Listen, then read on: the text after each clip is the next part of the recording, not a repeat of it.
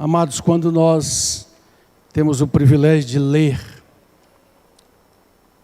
ouvir algumas obras que falam sobre os grandes avivamentos da história, temos os avivamentos descritos na Bíblia, na Palavra de Deus, como aquele no tempo de Neemias e Esdras, quando eles reverentemente estavam lendo as Escrituras e tendo uma renovação espiritual maravilhosa, reconstruindo muros caídos e voltando o coração para Deus. Mas é maravilhoso tomar conhecimento do que Deus tem feito em várias manifestações especiais, conhecidas na história da igreja como avivamentos do Espírito Santo de Deus. E é interessante que em todos eles há uma marca muito forte. Estive conversando com um pastor, nosso amigo de muitos anos, que teve o privilégio de estar na África anos atrás, em um contexto onde Deus estava visitando de forma sobrenatural e maravilhosa o seu povo. E ele disse que uma das coisas que chamou a atenção, e isso que a gente lê nessas histórias, é que é derramado sobre o povo de Deus um apreço tremendo pela sua palavra. As pessoas não conseguem ler a palavra deitados ou assentados, mas normalmente se colocam em pé ou caem de joelhos perante o Senhor, porque a presença, o mover abundante, a visitação poderosa do Espírito Santo, antes de tudo, nos faz olhar com mais atenção a palavra do nosso Deus. É por isso que a igreja, em todas as gerações, necessita orar e clamar a Deus por essas visitações impactantes, poderosas, maravilhosas, sobrenaturais do seu Santo Espírito. Nós temos tido o privilégio, meia hora antes dos nossos cultos, de orar com a nossa equipe de intercessão, os intercessores e intercessoras da igreja, e a gente tem lembrado e compartilhado que precisamos pedir isso a Deus. Precisamos pedir uma manifestação tão intensa, tão poderosa da sua graça, que quebre a mesmice, que rompa o acostumar-se, que é próprio da sua humanidade, da minha, que faz com que muitas vezes para alguns os cultos e as reuniões sejam apenas uma repetição, um tanto rotineira e até mesmo cansativa para alguns, que logo olham o relógio e reclamam se alguma coisa dura um pouquinho mais. Mas quando o Espírito de Deus visita a igreja, não temos mais nenhuma pressa. Esse pastor que esteve lá na África, ele disse que haviam cultos de 4 horas, 5 horas de duração, e as pessoas vinham de muito longe, e havia um mover de alegria, por causa da presença santa de Deus. É claro que Ele está presente conosco, é claro que Ele prometeu, e Ele está aqui, não tenhamos nenhuma dúvida disso. É claro que Ele habita no nosso coração. É ensino das Escrituras que ninguém pode dizer Senhor Jesus, meu Salvador, a não ser pelo Espírito Santo de Deus. Mas a palavra também diz, enchei-vos do Espírito. Que Deus nos ajude a ter essa percepção, que nós como igreja oremos e clamemos a Deus por isso. Que haja de fato o quebrantamento gracioso de Deus, um temor reverente no nosso coração. Não estou dizendo que precisamos ficar engessados, temerosos de manifestar nossa alegria perante o Senhor, mas você sabe do que eu estou falando. É aquele temor que toca de tal maneira o nosso coração que nós sabemos que Ele está ali, que Ele está presente, que Ele é Senhor. Hebreus capítulo 3, vamos abrir a palavra. Se você pudesse colocar de pé, com a Bíblia aberta, vamos ler esse texto precioso. Capítulo 3 da carta aos Hebreus. Por isso, santos irmãos que participais da vocação celestial, considerai, de que maneira? Atentamente, o apóstolo e sumo sacerdote da nossa confissão, Jesus, o qual é fiel àquele que o constituiu, como também o era Moisés, em toda a casa de Deus. Jesus, todavia, tem sido considerado digno de tanto maior glória do que Moisés, quanto maior honra do que a casa tem aquele que a estabeleceu. Pois toda casa é estabelecida por alguém, mas aquele que estabeleceu todas as coisas é Deus. E Moisés era fiel em toda a casa de Deus, como servo, para testemunho das coisas que haviam de ser anunciadas. Cristo, porém, como filho em sua casa, a qual casa somos nós, se guardarmos firme até o fim a ousadia e a exultação da esperança. Diga, a ousadia e a exultação da esperança. Assim, pois, como diz o Espírito Santo, hoje, se ouvirdes a sua voz, não endureçais o vosso coração, como foi na provocação no dia da tentação no deserto, onde os vossos pais me tentaram, pondo-me à prova, e viram as minhas obras por 40 anos. Por isso me indignei contra essa geração e disse: estes sempre erram no coração. Estes sempre erram onde? No coração. E eles também não conheceram os meus caminhos. Assim jurei na minha ira, não entrarão no meu descanso. Vamos ler juntos o verso 12. Tende cuidado, irmãos, jamais aconteça haver em qualquer de vós perverso coração de incredulidade que vos afaste do Deus vivo. Pelo contrário, ao invés de deixar o perverso coração de incredulidade vir até nós, pelo contrário, exortai-vos mutuamente uns aos outros, cada dia, durante o tempo que se chama hoje, a fim de que nenhum de vós seja endurecido pelo engano do pecado. Porque nos temos tornado participantes de Cristo, se de fato guardamos firmes até o fim a confiança que desde o princípio tivemos, enquanto se diz, vamos juntos? Hoje, se ouvirdes a sua voz, não endureçais o vosso coração, como foi na provocação. Ora, quais os que tendo ouvido se rebelaram? Não foram de fato todos aqueles que saíram do Egito por intermédio de Moisés? E contra quem se indignou por 40 anos? Não foi contra os que pecaram, cujos cadáveres caíram no deserto? E contra quem jurou que não entrariam no seu descanso, senão contra os que foram desobedientes? Vemos, pois, que não puderam entrar por causa da incredulidade. Assente um pouquinho, continua com a sua Bíblia aberta. Vamos mais uns versículos do 4 até o verso 13, porque há uma junção no assunto aqui de 3, 1 a 4, 13.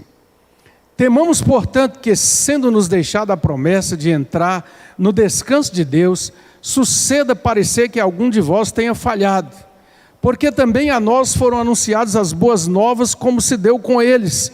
Mas a palavra que ouviram não lhes aproveitou, visto não ter sido acompanhada pela fé naqueles que a ouviram. Nós, porém, que cremos, entramos no descanso, conforme Deus tem dito. Assim jurei na minha ira, não entrarão no meu descanso. Embora certamente as obras estivessem concluídas desde a fundação do mundo, porque em certo lugar assim disse no tocante ao 7º dia, e descansou Deus no 7º dia de todas as obras que fizera, e novamente no mesmo lugar, não entrarão no meu descanso. Visto, portanto, que resta entrarem alguns nele, e que por causa da desobediência não entraram, aqueles aos quais anteriormente foram anunciadas as boas novas, de novo determina certo dia, hoje, falando por Davi, muito tempo depois, segundo antes fora declarado. Vamos juntos? Hoje, se ouvirdes a sua voz, não endureçais o vosso coração. Ora, se Josué lhes houvesse dado descanso, não falaria posteriormente a respeito de outro dia. Portanto, resta um repouso para o povo de Deus. Porque aquele que entrou no descanso de Deus, também ele mesmo descansou de suas obras como Deus das suas. Esforcemo-nos, pois, por entrar naquele descanso, a fim de que ninguém caia segundo o exemplo da desobediência. Todos juntos o verso 12. Porque a palavra de Deus é viva e eficaz, e mais cortante do que qualquer espada de dois gumes, e penetra até o ponto de dividir alma e espírito, juntas e medulas, e é apta para discernir os pensamentos e propósitos do coração. A palavra é apta para discernir o quê? Os pensamentos e propósitos do coração. E não há criatura que não seja manifesta na sua presença. Pelo contrário, todas as coisas estão descobertas e patentes aos olhos daquele a quem temos de prestar contas. Palavra de Deus. Ore a Deus pedindo essa palavra para o seu coração, porque Ele está conosco e Ele compartilha conosco sua palavra. Nós agradecemos mais uma vez, Senhor, poder nos reunir com liberdade, abrir as nossas portas, receber o povo que vem para te adorar e para ouvir a palavra do Senhor. Nós sabemos da nossa total falta de habilidade e de capacidade para falar de coisas tão eternas, gloriosas e tremendas. Mas a nossa dependência é do Espírito da verdade, aquele que Jesus enviou para nos conduzir a toda a verdade. Que a tua palavra possa edificar, ensinar, confrontar, fortalecer, iluminar, libertar, salvar no poder de nosso Senhor Jesus Cristo. Em nome de quem nós oramos. Amém. Glória a Deus, glória a Deus. Temos olhado para essa carta maravilhosa e temos na mensagem de Hebreus a verdade sobre Cristo, o nosso fundamento. Hebreus é uma palavra que insiste a respeito daquelas coisas que são inabaláveis. Talvez grande parte de vocês tenha acompanhado aquela notícia tão triste que recebemos esta semana. Me parece que foi na quinta-feira, não é? Aquele prédio luxuoso em um condomínio de 12 andares, num dos lugares mais valorizados de Miami, que de repente começa a desmoronar. Na madrugada, quando as pessoas dormiam. Temos visto alguns vídeos, algumas imagens, e é algo realmente que abala o coração da gente, lembrar que famílias, homens, mulheres, crianças, até hoje ainda não há um número exato de pessoas que perderam a vida, mas são centenas, mais de 100 considerados desaparecidos. E a gente fica olhando aquilo, e eu ouvi uma frase do prefeito de Miami, dizendo, isso não pode acontecer nos Estados Unidos. Que coisa, né? Em meio até às tragédias comuns dessa vida, nós temos sempre a presunção e a arrogância humana. Mas o fato é que havia problemas na fundação. Havia problemas e, portanto, os engenheiros que construíram, que têm dado manutenção, descuidaram da fundação. Amados, o que a carta aos Hebreus faz de forma muito preciosa, pela ação do Espírito Santo, é dizer que nós temos que ter muito cuidado onde estão a fundação, o alicerce da nossa vida. E ele vem apresentar Jesus Cristo, nosso Senhor e Salvador, como aquele que de fato pode nos dar o descanso por saber o sentido e o valor da nossa vida.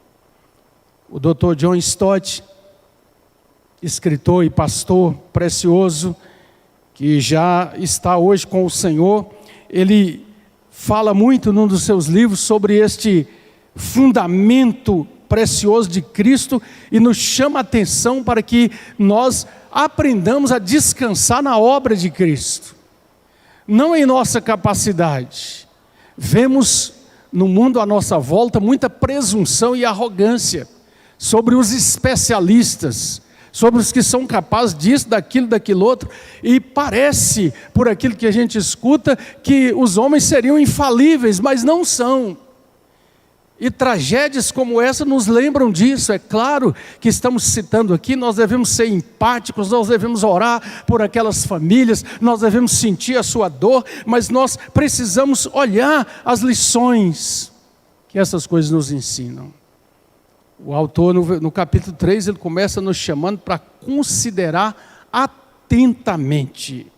A palavra no original está ligada a fixar os olhos com atenção, mas dá mais um sentido de entender plenamente. Considerai, entendei plenamente o apóstolo e sumo sacerdote de nossa confissão, Jesus. E é por isso que ele vai mostrar e desenvolver aqui, para o contexto aqui do primeiro século, essa igreja que ainda era muito judaica, de judeus que estavam vindo do judaísmo e agora começando a conhecer a Jesus. E então ele diz que nós precisamos olhar e ver que Cristo é maior do que Moisés. Ele é maior em sua pessoa. No versículo 5, mantenha sua Bíblia aberta, ouça e veja a palavra, diz que Moisés era fiel em toda a casa de Deus. Ele foi fiel realmente, foi um grande profeta, foi alguém que Deus usou para conduzir o seu povo. Mas o que ele está dizendo no versículo 6 é que Cristo, porém, é como filho em sua casa, e a sua casa somos nós, porque Cristo tem mais excelente glória do que Moisés, porque ele é o Filho de Deus que veio salvar. Diz também que Cristo é maior do que Moisés em seu ministério. Moisés pôde abençoar muito o povo de Deus. Moisés foi um intercessor maravilhoso. Eu fico muito emocionado quando eu vejo Deus dizendo para Moisés: Moisés, eu separo agora você e sua família, eu torno pó esse povo e vou constituir outro povo. E Moisés é ousado na intercessão: Senhor, as nações vão dizer que o Senhor tirou o seu povo para matá-lo nesse deserto, Senhor.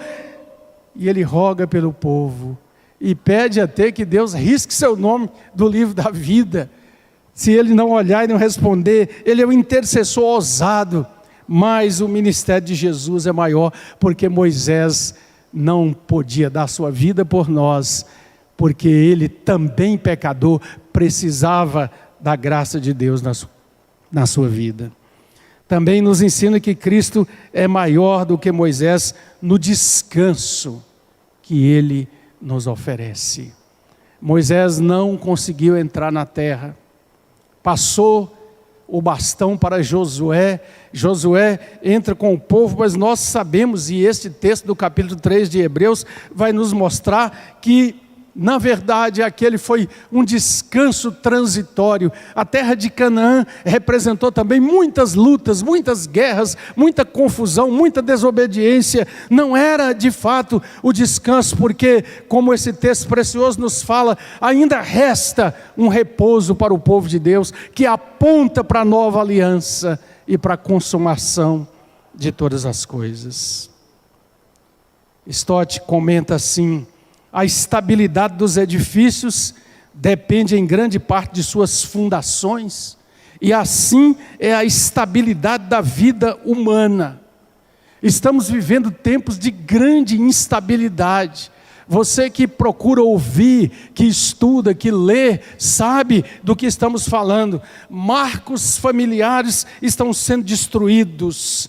Absolutos morais, que antes eram considerados eternos, estão sendo criticados e abandonados. E muitos se sentem como o salmista, lá no Salmo 11, verso 3, que ele diz assim: quando os fundamentos estão sendo destruídos, que pode fazer o justo? É uma colocação pertinente. Quando os fundamentos estão sendo destruídos, que pode fazer o justo? E essa pergunta do salmista no Salmo 11, versículo 3, é respondida aqui pelo autor aos Hebreus, pelo Espírito Santo de Deus, nos chamando para descansar sobre a obra de Cristo Jesus.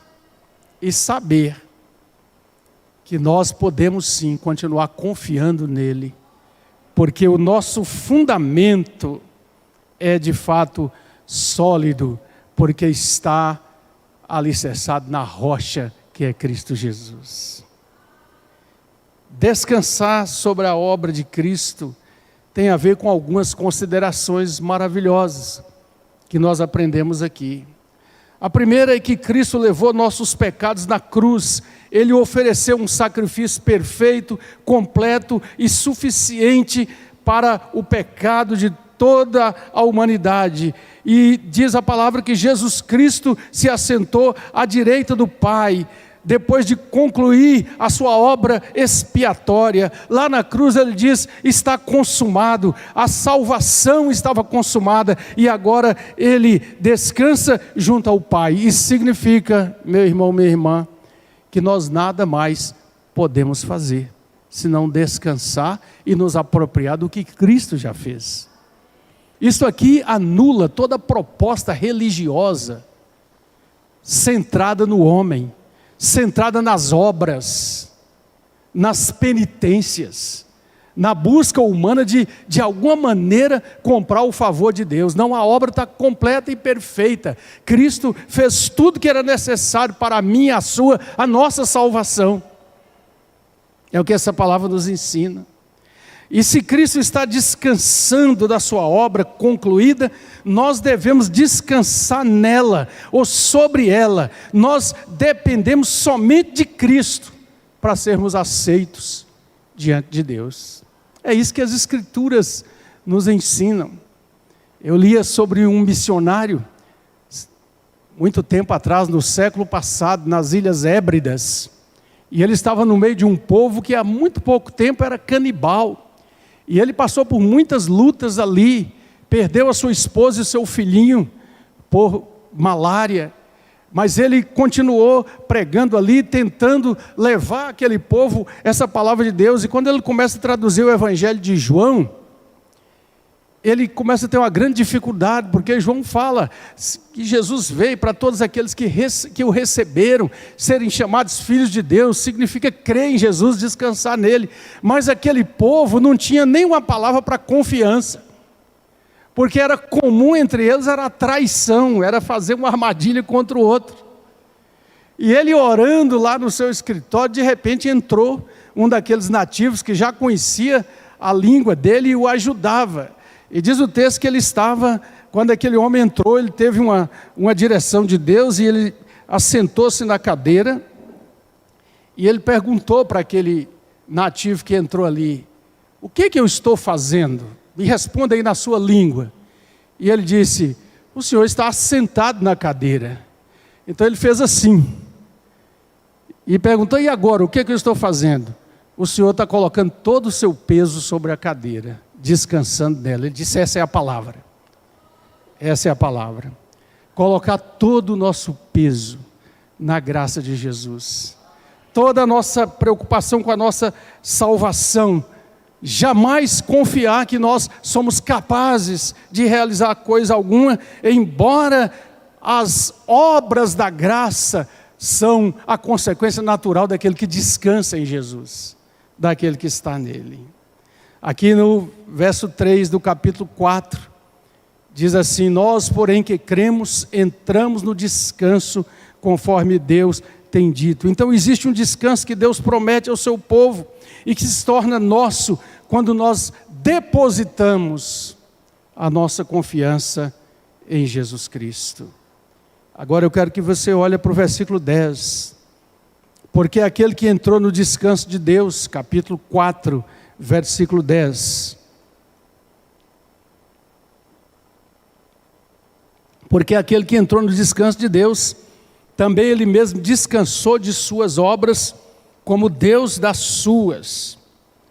Há uma tradução que diz: todo aquele que entra no descanso de Deus, também está descansando das suas obras, porque Deus descansou das suas. Há uma alegoria aí, lá com Gênesis, quando diz que no 7º dia, depois de criar, consumar toda a obra da criação, Deus descansou. O autor aos Hebreus nos remete a essa promessa para dizer: a obra estava terminada. Então nós não temos que fazer obras para comprar a salvação ou comprar o favor de Deus, porque Ele nos chama para descansar nele. Obras e descanso são palavras que se excluem mutuamente, não é? Se você está em obras, você não está descansando.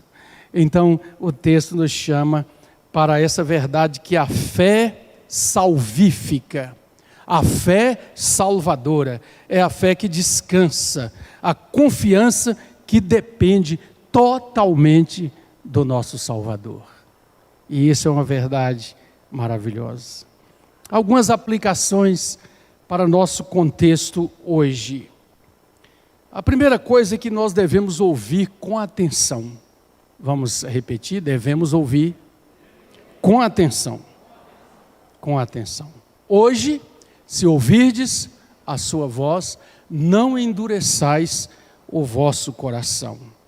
Não repeti a rebelião de Israel no deserto. Eugene Peterson, tradutor das Escrituras, autor da versão A Mensagem, ele traduz esse texto assim: o coração deles nunca vai estar comigo, eles se recusam a andar nos meus caminhos, eles nunca vão chegar ao seu destino, nunca vão conseguir se sentar e descansar. E diz mais a palavra de Deus, que eles pecaram no seu coração. Então o cerne de todo problema é o problema do coração. Por isso o versículo 12 do capítulo 3 faz essa advertência que nós lemos ainda há pouco. Tende cuidado, irmãos, jamais aconteça haver em qualquer de vós um perverso coração de incredulidade. Ei, preste atenção. O nosso coração começa com a incredulidade e depois ele acaba se tornando um coração endurecido, que perde toda a sensibilidade a ouvir a voz e a palavra de Deus. Algum tempo atrás, eu me encontrei com um moço, já agora na maturidade da vida, e eu o conheci quando ainda bem mais jovem.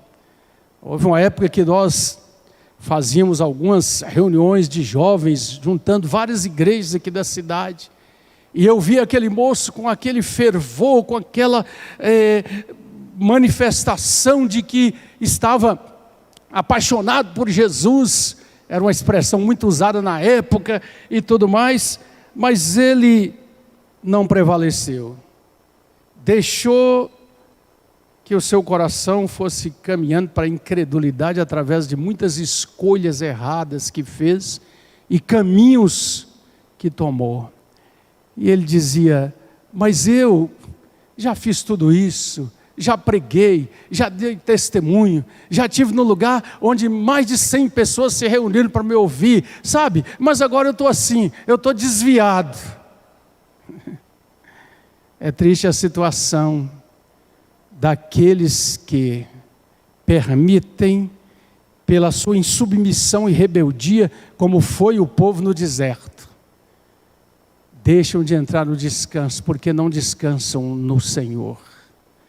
Nós, pastores, sabemos muito bem dessa história, aqui mesmo na história desta igreja, de quantos que por aqui passaram, E que, apesar de nossa incapacidade, imperfeição e limitação, dedicamos a tais pessoas muitas horas do nosso tempo, muitas orações, muitos aconselhamentos, mas infelizmente saíram pelo caminho da rebeldia, como diz aqui, da contenda de Coré, saíram pelo caminho daqueles israelitas que foram duros de coração.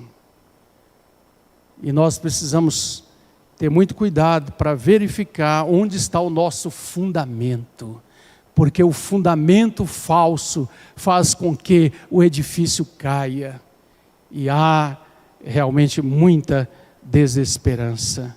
Por isso a palavra também nos adverte: aquele que está em pé, veja que não caia. É sempre para nós um alerta, porque embora nós tenhamos essa experiência maravilhosa de receber toda a obra de Cristo por nós, a fé precisa ser atuante no sentido de duvidar do meu próprio coração, mas jamais duvidar da promessa do meu Deus, realizada, efetivada, concluída em Cristo Jesus, o meu Senhor e o meu Salvador. Segundo, nós devemos nos entregar e descansar. Diga, devemos nos entregar e descansar. O Dr. Warren Wiersbe, comentarista da Bíblia, ele diz que o descanso para Israel em Canaã é um retrato do descanso espiritual que encontramos em Cristo, quando nós nos entregamos a Ele. Então nós podemos ver o descanso da salvação e o descanso da submissão. Diga, descanso da salvação e descanso da submissão. O descanso da salvação está na palavra do Senhor Jesus, Mateus 11, 28. Vinde a mim, todos vós que estáis cansados, oprimidos, sobrecarregados, eu vos aliviarei. Ele traz paz para a nossa alma, Ele traz a promessa certa de que jamais rejeita aqueles que vêm a Ele. Ele diz, aquele que o Pai me der, vem a mim, e o que vem a mim, de maneira nenhuma eu o lançarei fora. E o descanso da submissão é o verso seguinte, Mateus 11, 29. Tomai sobre vós o meu jugo, aprendei de mim, que sou manso e humilde de coração. Nós precisamos aprender de Jesus, nós precisamos andar nas pegadas de Jesus.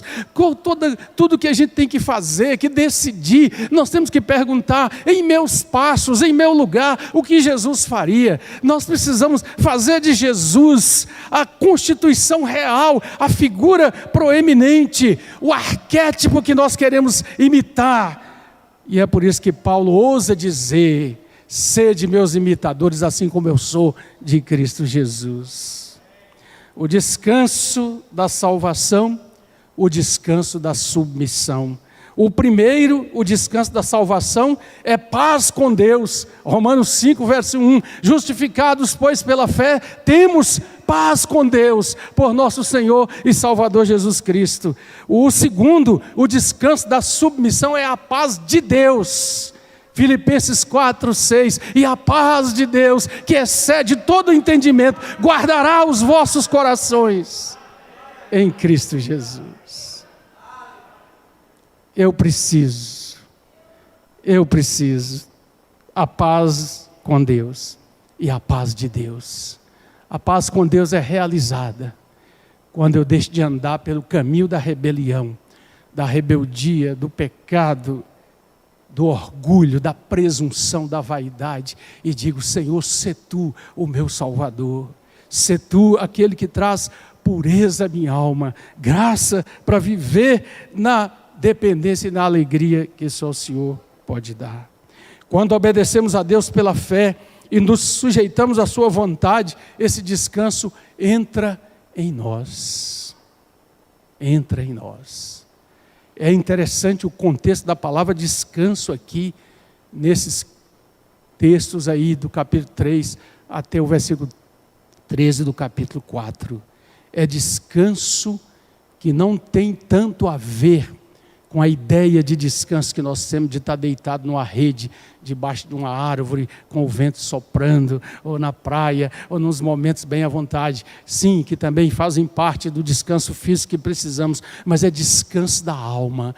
É um coração que deixa de estar em rebeldia com Deus, brigando com todo mundo, em insubordinação e insurreição contra a autoridade, contra os ditames, os mandamentos de Deus, os preceitos morais. É a rebeldia, a insubordinação que toma conta do homem sem paz no mundo, porque a palavra de Deus diz: para os ímpios não há paz, mas a paz de Deus vem pela obra de Cristo Jesus em nosso lugar. Em terceiro lugar, devemos receber e usar a chave das promessas de Deus. Diga: devemos receber e usar a chave das promessas de Deus. Eu não sei quantos de vocês aqui já tiveram o privilégio de ler uma obra extraordinária, maravilhosa, chamada O Peregrino, de John Bunyan.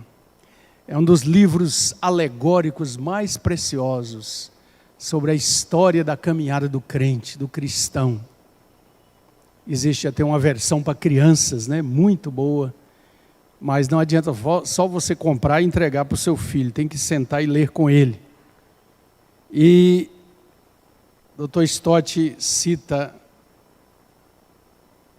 uma parte do livro quando cristão e esperança entram nos terrenos do castelo da dúvida. Preste atenção. Cristão e esperança entram nos terrenos do castelo da dúvida, cujo proprietário era o gigante desespero. O proprietário do castelo da dúvida era o gigante desespero. E ele coloca aqueles homens adormecidos numa prisão naquele castelo. Ele os chicoteia, sugere a eles que eles vão morrer ali. No outro dia, levam cristão e esperança até um vale cheio de ossadas e diz para eles: essas ossadas eram dos peregrinos como vocês que entraram nos meus terrenos. É uma alegoria muito interessante. Eles entraram no terreno da dúvida. Então ele disse: eu os despedacei e isso vai acontecer com vocês. E os tranca de novo na prisão. Então, por volta da meia-noite, começaram a orar e continuaram em oração até quase romper o dia. Um pouco antes do amanhecer, veio a resposta às suas orações. Cristão irrompeu nessas palavras fervorosas: que tolo sou eu em estar aqui nesse calabouço repugnante, quando eu podia muito bem andar em liberdade. Eu tenho no peito uma chave chamada promessa, que eu estou convencido abrirá todas as fechaduras do castelo da dúvida. Então disse esperança: que boa notícia nos dás, meu bom irmão, tira essa chave e experimenta. Foi o que ele fez. A porta se abriu com facilidade, depois a porta exterior, depois o portão de ferro, permitindo que fugissem a toda pressa.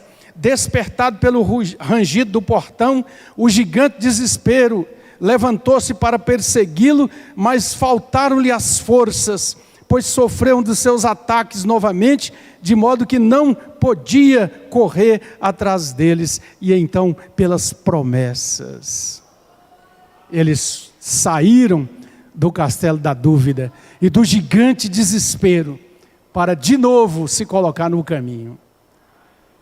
Essa alegoria nos ensina, amados e amadas, que muitas vezes, por causa da nossa humanidade, por causa das grandes limitações do nosso próprio coração, muitas vezes nós resvalamos, deixamos o nosso pé andar um pouquinho por esse caminho do castelo da dúvida.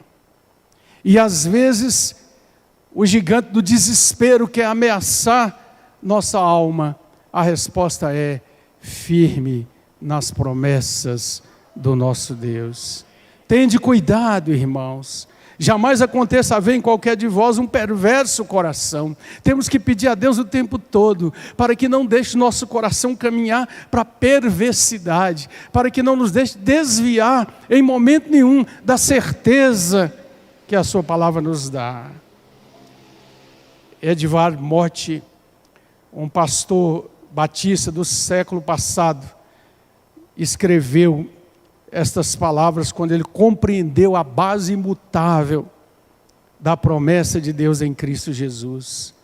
Minha esperança está edificada em nada menos do que no sangue e na justiça de Jesus. Não me atrevo a confiar na imagem mais doce, mas confio totalmente no nome de Jesus. Em Cristo a rocha sólida estou, o resto é a areia movediça. Quando a escuridão parece cobrir seu rosto, eu descanso em sua graça imutável. Em todo vendaval forte e tempestuoso, minha âncora se mantém nele. Seu juramento, sua aliança e sangue sustentam-me na terrível inundação. Quando tudo ao redor da minha alma cede, ele então é toda a minha esperança e sustento. Quando a última trombeta soar, que eu possa nele ser encontrado, revestido apenas de sua justiça, irrepreensível diante do seu trono. Em Cristo a rocha sólida estou, o resto é areia movediça. Que nós aprendamos, que nós tomemos posse desse descanso.